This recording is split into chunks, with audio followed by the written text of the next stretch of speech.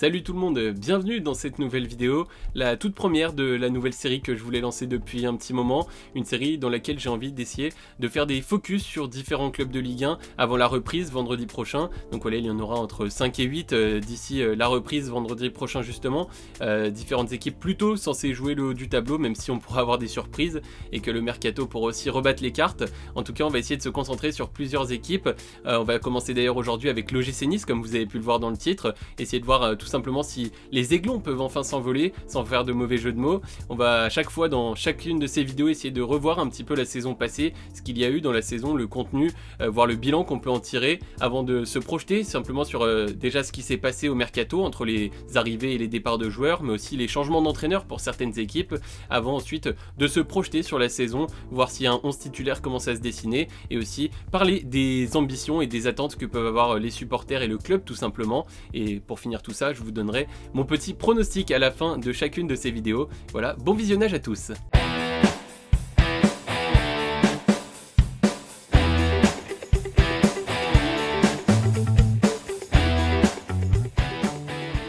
Comme vous l'avez compris, on va donc commencer par un petit récap de la saison passée.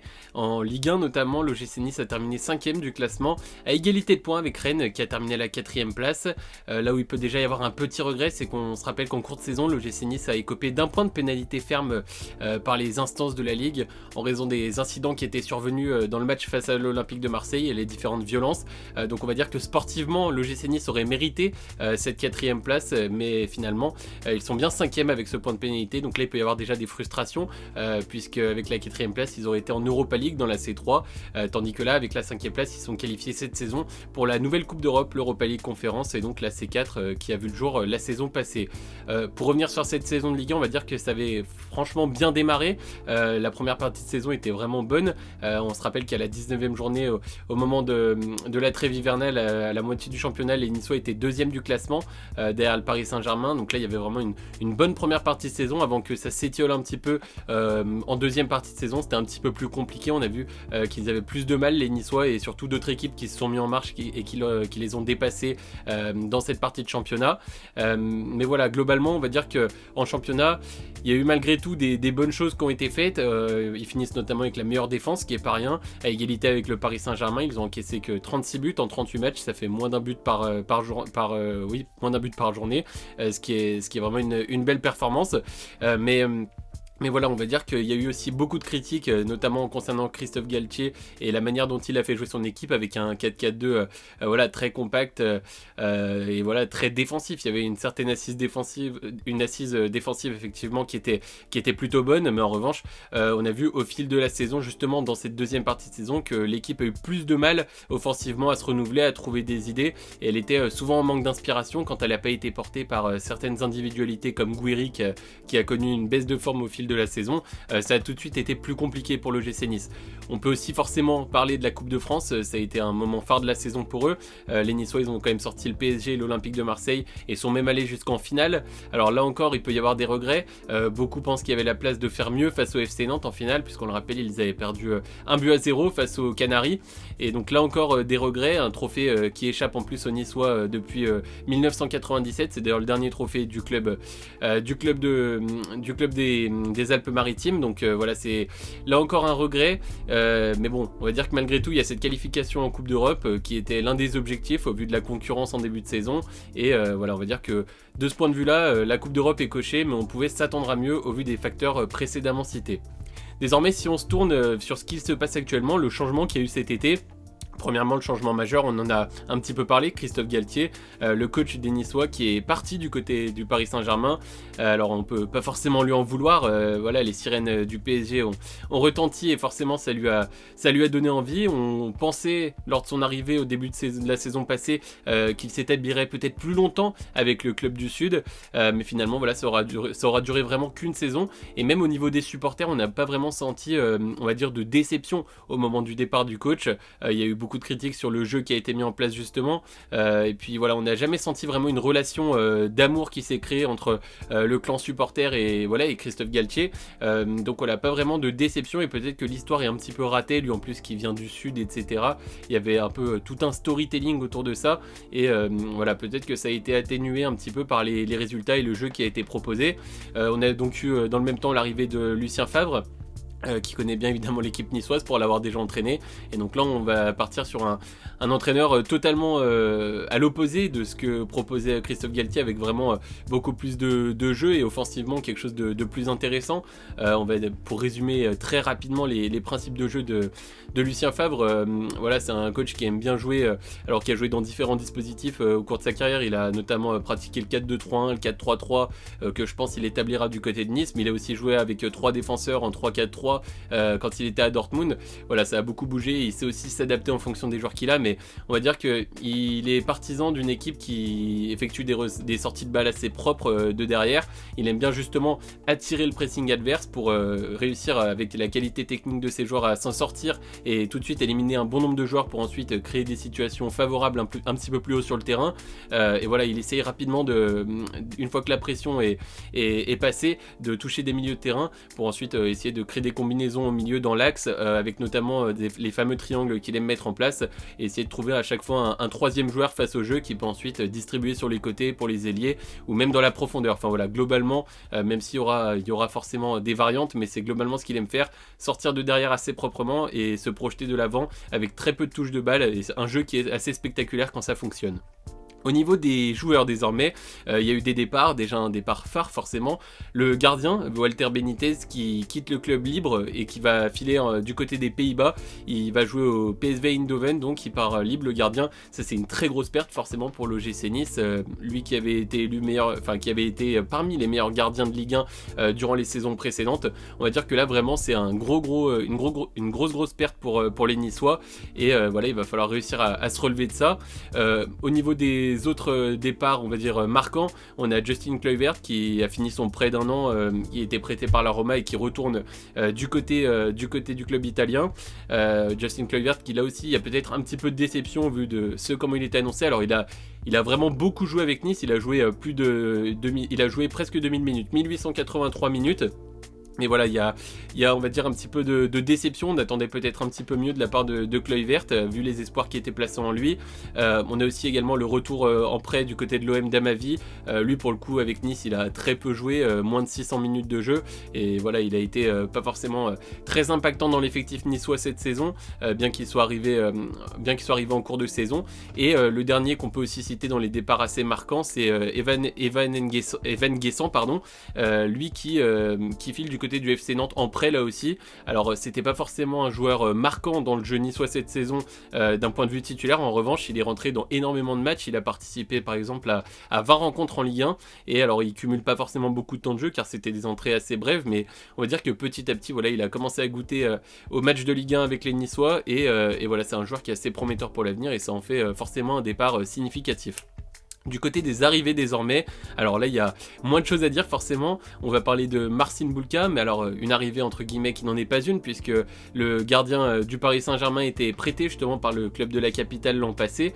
Il était la doublure de Benitez, et cette fois-ci il est bien transféré à l'OGC Nice contre 2 millions d'euros. Donc voilà, un gardien qui va certainement être titulaire. Il y a eu plusieurs autres rumeurs, on a entendu parler un petit peu d'Alban Lafont notamment, mais a priori ce serait bien Marcin Bulka qui partira titulaire, et qui est bien niçois aujourd'hui, ce qui en fait une arrivée au moins officiellement. Et l'autre arrivée majeure, c'est Rare Silier, le jeune joueur roumain de 19 ans qui vient du FC Rapide. Alors lui c'est vraiment son profil, c'est vraiment un ailier gauche qui est capable aussi de jouer à droite et qui peut même jouer 10, qui est assez polyvalent, mais il est, on va dire, là où il est le meilleur, c'est quand même sur le côté gauche. C'est un joueur droitier qui est très technique, qui a une super conduite de balle et qui a une certaine faculté à éliminer ses adversaires dans des petits espaces avec des crochets, et voilà, qui est pas forcément un joueur extrêmement rapide, mais un joueur qui arrive vraiment à faire des différences en 1 contre 1 et qui a fait tourner la tête de plusieurs de ses adversaires en Roumanie pour avoir vu quelques séquences. Un joueur joueur assez intéressant, y compris aussi dans les passes, sur les coups de pied arrêtés, voilà, qui est capable de distribuer. Alors ses statistiques sont pas exceptionnelles, il a marqué 6 buts et donné 10 passes décisives en 38 matchs, alors c'est loin d'être affamant non plus, mais voilà. Il va falloir peut-être encore passer un cap, et on sait que ce sera pas évident parce qu'il va y avoir aussi une hausse du niveau entre la Roumanie et la France forcément. Voilà pour ce qui est des départs et des arrivées. On va désormais essayer de se projeter un petit peu sur un 11 type pour l'équipe niçoise. Donc je le disais, certainement je pense que ce sera un 4-3-3 ou un 4-2-3-1 qui sera choisi par Lucien Favre. On va partir dans l'optique d'un 4-3-3 puisque c'est ce qui avait été mis en place sur certains matchs par séquence durant les matchs de préparation par Lucien Favre, donc avec Boulka dans les buts forcément. Il est pour l'instant en tout cas le gardien titulaire et je pense que vraiment ce sera lui qui le sera. Et on a ensuite donc au niveau des 4 défenseurs, Youssef Attal. En défense centrale, on aura donc Dante et Todibo qui se connaissent, qui ont déjà joué ensemble la saison passée, et Melvin Barr à gauche. Donc voilà, là on a 4 défenseurs qui ont quand même qui commencent à avoir un petit peu d'expérience, qui ont joué ensemble la saison passée. Une défense assez solide, on le disait, c'était justement aussi l'un des points forts de l'OGC Nice la saison passée. Et donc voilà, sur ça, je pense que ça bougera pas forcément. Alors après, il y a peut-être quelques doutes sur les joueurs qui arrivent derrière, puisque voilà, on n'a pas des joueurs extrêmement confirmés. On a le jeune Mendy ou encore en défense centrale Naounou. Il y a Danny Luc qui est peut-être un petit peu plus prêt forcément pour jouer ce rôle de doublure. Et on a aussi Lotomba du côté gauche, mais qui peut aussi jouer à droite en tant que latéral. Voilà, des joueurs, on va dire, des joueurs pour l'instant encore peut-être trop juste pour la Ligue 1. Ça, il faudra voir avec la Coupe d'Europe en plus quand ça va tourner. On verra comment ça va se passer. Mais en tout cas, pour la défense, voilà, la défense titulaire est assez claire. Pour ce qui est du milieu de terrain, là, il y a plusieurs solutions aussi. Je pense que Lucien Favre va partir sur un milieu avec Pablo Rosario, Mario Lemina, dont il s'est beaucoup servi durant la préparation, et évidemment Kefren Thuram. Je pense vraiment que ce sera ces 3 milieux de terrain qui sont capables tous les 3 de beaucoup travailler défensivement, et on va dire qu'avec Lemina et Kefren Thuram notamment, se projeter vers l'avant aussi rapidement, faire le lien avec l'attaque niçoise. Et derrière ça, il y a quand même des solutions là aussi. Il y a Morgan Schneiderlin qui est capable aussi en bon milieu défensif d'apporter des solutions. On a Barbosa, on a Alexis Trouillet, le jeune qui était du côté d'Auxerre la saison passée, ou encore Boudaoui qui peut jouer à la fois au milieu et aussi sur un côté plutôt à droite. Donc voilà, des joueurs assez polyvalents. Là pour le coup c'est un petit peu plus fourni au milieu de terrain, y compris d'un point de vue remplaçant.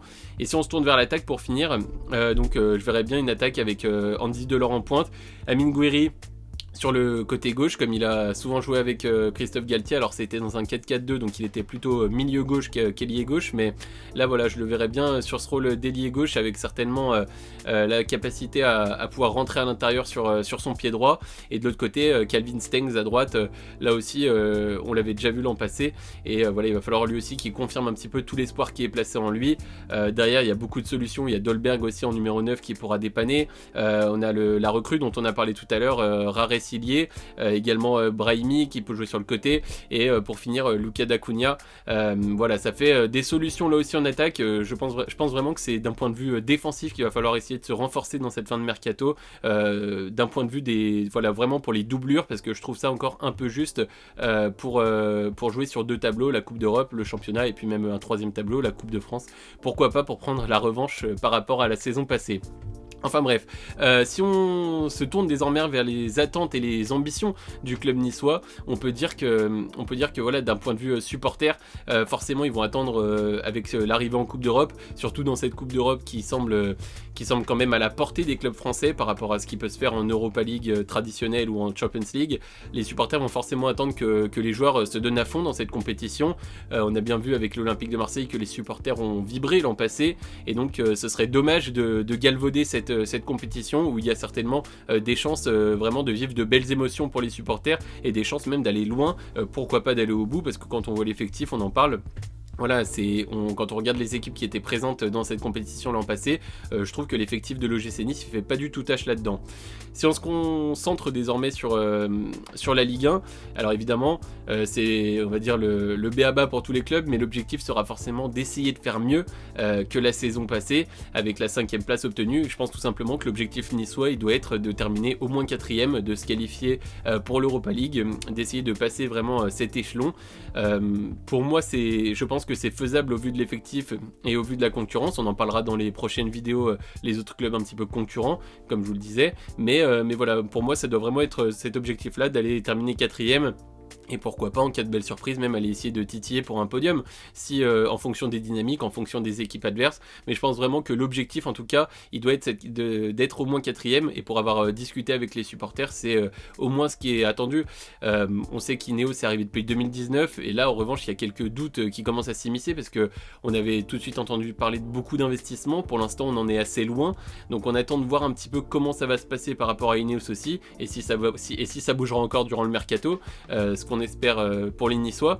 Mais voilà, pour l'instant on a l'impression que c'est un petit peu un projet en demi-teinte, et il y a quelques doutes qui commencent à émerger chez les supporters avec voilà, cette équipe dirigeante d'Ineos qui avait à un moment même voulu acheter Chelsea. Les Niçois se sont dit, alors est-ce qu'on est un petit peu la seconde roue du carrosse?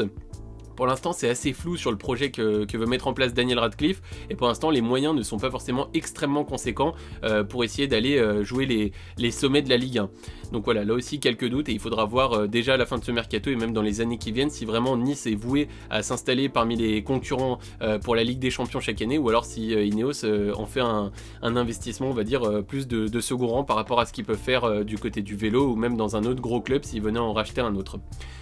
Pour finir, je vais vous donner mon pronostic personnel. Je vous disais, je pense qu'il faut jouer la 4ème place côté niçois, et je pense que c'est ce qu'ils vont réussir à faire. Je pense qu'ils vont terminer 4ème les Niçois, parce que ils ont vraiment une équipe, je trouve, qui est assez polyvalente, avec en plus de ça un Lucien Favre qui va arriver et qui va redonner envie à ses joueurs, à mon avis, redynamiser tout ça. On parlait du système un petit peu terne qu'avait imposé Christophe Galtier, voilà, ce qui est le jeu pratiqué n'était pas forcément foufou, et donc là je pense que vraiment d'avoir un coach avec cette philosophie différente de jeu et vraiment de projection vers l'avant, je pense que c'est quelque chose qui peut forcément redynamiser les joueurs, relancer un élan. Et malgré le fait qu'il y ait eu assez peu d'acquisitions, je pense que les joueurs ont aussi appris à se connaître la saison passée. C'est un 11 qui va presque pas bouger quand on voit ce qui se passe. Il y a peut-être simplement l'intégration de Rare Silier et Marcin Bulka évidemment dans les buts, mais qui semble être un très bon gardien. Donc voilà, je pense vraiment qu'il faut continuer sur une bonne dynamique, continuer avec cette défense qui est exceptionnelle et qui était la meilleure défense de Ligue 1 l'an passé avec celle du PSG, et voilà, essayer maintenant désormais offensivement d'avoir un petit peu plus de tranchant. On va avoir en plus des joueurs comme Amine Gouiri forcément, qui risque d'être l'un des facteurs X de cette équipe niçoise, qui va aussi lui progresser. Je pense vraiment qu'on est sur une pente ascendante côté niçoise, et je les vois bien aller chercher cette 4ème place. Je vous dévoilerai le reste du classement que j'estime à l'heure actuelle, puisque on vous le disait, le mercato peut encore bouger, et ce que je vous dis aujourd'hui pourra peut-être être bien différent dans 2 ou 3 semaines en fonction des différents mouvements qu'il y a eu. Mais en tout cas voilà, je verrais bien l'OGC Nice 4ème de mon côté. Vous n'hésitez pas à me dire aussi ce que vous pensez, si l'OGC Nice est plus armé que l'an passé, si le changement d'entraîneur peut-être fera la différence pour la Coupe d'Europe, pour la Ligue 1. Enfin voilà, j'aimerais bien avoir aussi vos avis, supporters ou non, ou observateurs extérieurs, avoir vos avis, savoir ce que vous pensez de cette équipe niçoise et ce que vous en attendez également. Voilà, n'hésitez pas en tout cas à vous abonner à la chaîne. Je vous le disais, on va lancer cette petite série de vidéos où on se projette sur les différents clubs de Ligue 1. Donc voilà, abonnez-vous pour pas louper la prochaine vidéo et voir un petit peu ces focus sur les différentes équipes. En tout cas, moi il ne me reste plus qu'à vous souhaiter à toutes et à tous une bonne fin de journée. Ciao!